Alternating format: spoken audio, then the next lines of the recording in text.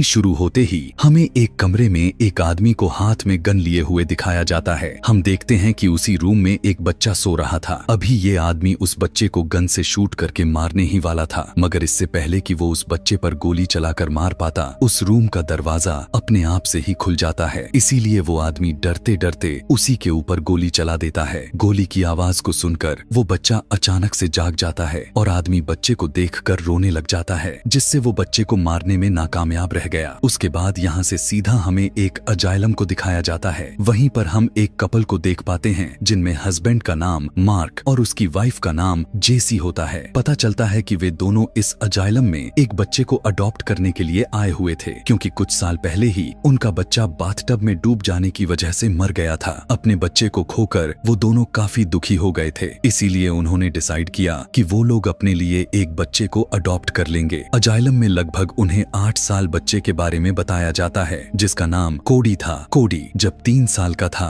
तभी उसकी मदर की डेथ हो गई और उसके बाद कोडी 2 और फैमिली ने अडॉप्ट कर लिया था, जिनमें एक फैमिली के लोग तो अच्छे नहीं थे, जबकि दूसरी फैमिली कोडी को अकेला ही घर पर छोड़कर वहां से चले गए। कोडी की ऐसी कहानी सुनने के बाद ये दोनों उसे ही अडॉप्ट करने के फैसला कर लेते हैं। यहाँ पर हम जान पाते हैं कि कोडी वही बच्चा था जिसमें हमने मूवी के स्टार्ट में देखा था, यानी वही बच्चा जिसे वो आदमी शूट करके मारने वाला था। फिर वो दोनों हस्बैंड वाइफ कोडी को अडॉप्ट करके उसे अपने घर अपने साथ लेकर आते हैं। पता चलता है कि कोडी काफी वेल बिहेव्ड बच्चा था, इवन उसे बटरफ्लाई काफी ज्यादा पसंद थी। जेसी और मार्क को भी कोडी काफी अच्छा बच्चा लगता है। इसके बाद हम देख पाते हैं कि उसी रात में कोडी जेसी और मार्क के सो जाने के बाद ऐसी ड्रिंक को पीता है जिससे उसे नींद न आए। अगले दिन वो दोनों एक अच्छे स्कूल में कोडी का एडमिशन करवा देते हैं। वहाँ पर एक बच्ची से कोडी की फ्रेंडशिप भी हो जाती है। हम देख पाते हैं कि मार्क के साथ जेसी भी कोडी को पाकर काफी खुश नजर आ रहे थे और वो उसे बिल्कुल अपने बच्चों की तरह ट्रीट कर रहे थे, और उन्हें जो अपने सगे बच्चे को खोने की टेंशन थी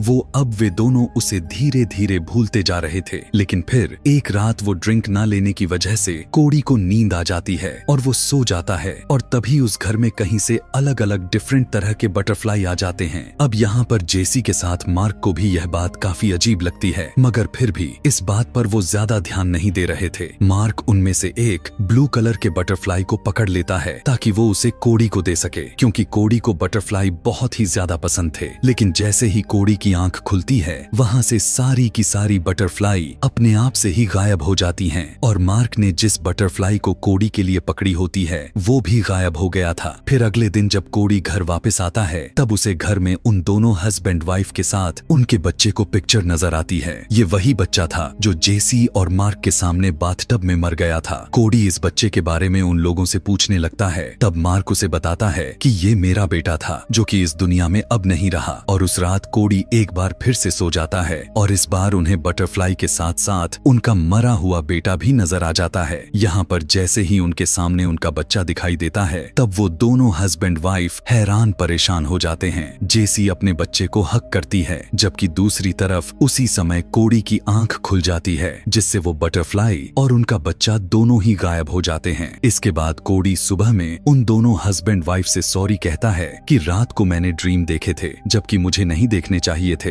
अब कोडी की इस बात को सुनकर वो दोनों हस्बैंड वाइफ फौरन समझ जाते हैं कि कोडी जब भी सोता है उसकी ड्रीम्स हकीकत में बदल जाती हैं। पता चलता है कि कोडी ने सोने से पहले बटरफ्लाई और उनके मरे हुए बेटे को तस्वीर में देख रखा था, इसीलिए वो कोडी के ड्रीम में आए और यह सब कुछ रियल में हो गया। जेसी को जब इस बात के बारे में पता चला तब वो अपने बच्चे को देखने के लिए कोडी का इस्तेमाल करती है। वो कोडी को अपने बच्चे की बात बताने लग जाती है और उसकी वीडियोस और पिक्चर्स दिखाने लगती है, जिसे रात में सोते ही कोडी को उसके मरे हुए बच्चे की ड्रीम आ जाता है।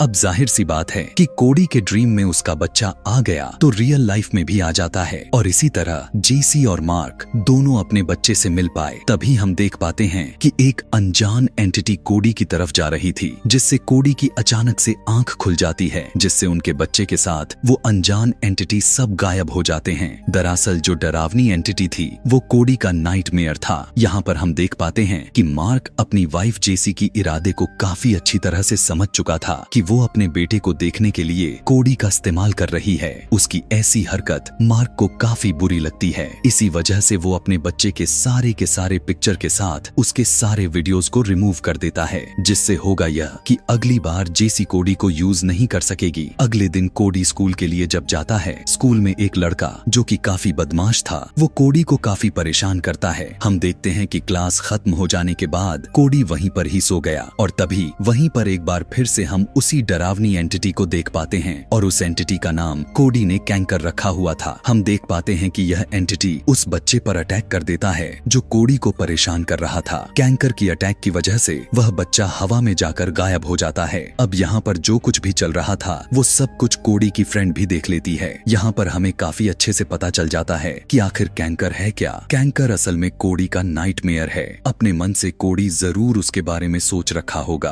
और इसी नाइटमेयर से बचने के लिए कोडी रात में वो ड्रिंक भी लिया करता था, जिससे ना तो वो सोएगा और ना ही वो कैंकर उसके ड्रीम में आ पाएगा। यहाँ से अब कोडी अपने घर के लिए निकल जाता है। उस नाइटमेयर की वजह से कोडी बिल्कुल डर गया हुआ था, इसीलिए वो डिसाइड करता है कि वो अब नहीं सोएगा। जेसी नोटिस करती है कि कोडी तो नहीं सो रहा है, इसीलिए वो उसके दूध में नींद की मेडिसिन को मिक्स कर देती है। उसे पीते ही उस मेडिसिन का असर हो जाता है और ना चाहते हुए भी वो सो जाता है। और एक बार फिर से जेसी और मार्क का मरा हुआ बच्चा उनके घर पर आ जाता है, लेकिन देखते ही देखते अचानक से उनका वो बच्चा कैंकर में बदल जाता है। उसे देखकर जेसी और मार्क बहुत ही ज्यादा डर जाते हैं, इसीलिए जल्दी से मार्क कोडी को जगाने की कोशिश करने लगता है। लेकिन अब क्योंकि जेसी ने कोडी को नींद की मेडिसिन दी थी जिसकी वजह से वो नहीं जाग पाता कि तभी अचानक से कैंकर मार्क पर अटैक करके उसे गायब कर देता है। लेकिन इससे पहले कि कैंकर अब जेसी पर अटैक करके उसे भी गायब कर पाता कि तभी कोडी की आंख खुल जाती है, जिससे कैंकर फौरन गायब हो जाता है। कोडी उठकर देखता है कि जेसी जो कि बेहोश पड़ी हुई है, लेकिन मार्क वहाँ पर नहीं है। यह देखकर कोडी जल्दी से पुलिस को कॉल करके उन्हें यहाँ पर बुला लिया। वहाँ के सारे एविडेंस देखने के बाद पुलिस का शक जेसी पर ही लग रहा था, जैसे घर की इतनी बुरी हालत, कोडी के अंदर से पिल्स का मिलना और भी बहुत कुछ। और अब पुलिस का पूरा शक जेसी पर ही था, यानी जेसी ने कोडी के साथ जरूर कुछ गलत किया है। इसीलिए दोबारा से पुलिस कोडी को अजाइलम में वापस भेज देती है। इन सारे सिचुएशन को देखकर जेसी को अपने के पर अब पछतावा हो रहा था, इसीलिए वो डिसाइड कर लेती है कि अब वो अपने हस्बैंड को वापस लेकर आएगी और कोडी के साथ ऐसा क्यों हो रहा है उसकी मदद करेगी। इसीलिए वो पूरे प्लान के साथ उसी अजाइलम में जाती है और कोडी के फाइल को चुरा लेती है। और उसी दोनों फाइल में इंफॉर्मेशन थी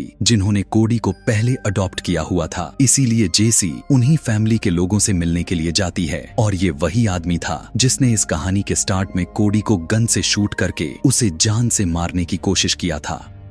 वो आदमी जेसी को बताता है कि कोडी के नाइटमेयर की वजह से मेरी वाइफ भी गायब हो गई है। मैं भी अपनी वाइफ को ढूंढने की बहुत कोशिश की, लेकिन अभी तक वापस नहीं आई। वो कहता है कि मैंने कोडी को मारने की कोशिश भी की, लेकिन कोडी एक बच्चा होने के साथ साथ मासूम भी है, इसीलिए मैंने कोडी को नहीं मारा। इसके बाद जेसी एक हॉस्पिटल में जाती है जहाँ पर कोडी की मदर की डेथ हुई थी। वहाँ पर जेसी का जाने का मकसद सिर्फ यह था ताकि वो कोडी के बारे में और भी ज्यादा इंफॉर्मेशन निकाल सके। फिर हम देखते हैं कि यहाँ पर कोडी काफी डरा हुआ था और वो बिल्कुल भी सो नहीं रहा था, इसीलिए कोडी को इंजेक्शन देकर सुलाया जाता है। उसी रात जेसी कोडी से मिलने के लिए उसी अजाइलम में आती है। वहाँ पर आने के बाद जेसी देख पाती है कि अजाइलम में हर तरफ अंधेरा ही अंधेरा छाया हुआ है और वहाँ के सभी वर्कर्स बटरफ्लाई के हैच में कैद हो चुके थे। वहीं पर जेसी को कोडी के और भी ज्यादा नाइटमेयर देखने को मिलते हैं, जिसमें जेसी का बेटे के साथ साथ उसका हस्बैंड भी शामिल था। देखने को मिला कि वे सभी अब भूत बन गए थे और वहीं पर जेसी को कैंकर भी दिखाई दे पड़ता है। लेकिन यहाँ पर जेसी कैंकर से बिल्कुल भी नहीं डर रही थी, बल्कि वो तो उस कैंकर के पास जाकर उसे एक ब्लू कलर की बटरफ्लाई वाली पिलो को दिखाती है, जिससे वो कैंकर अपने आप रिलैक्स हो जाता है और बहुत ही गौर से उस पिलो को देखने लग जाता है। तब जेसी उस कैंकर को हक कर लेती है। उसके हक करते ही यह कैंकर धीरे धीरे गायब भी हो जाता है। फिर जेसी सोते हुए कोडी को अपने साथ लेकर जाने लगती है और अब कोडी के नाइटमेयर्स अच्छी ड्रीम्स में बदलाव का मोड़ ले लेता है। अगले दिन जेसी कोडी को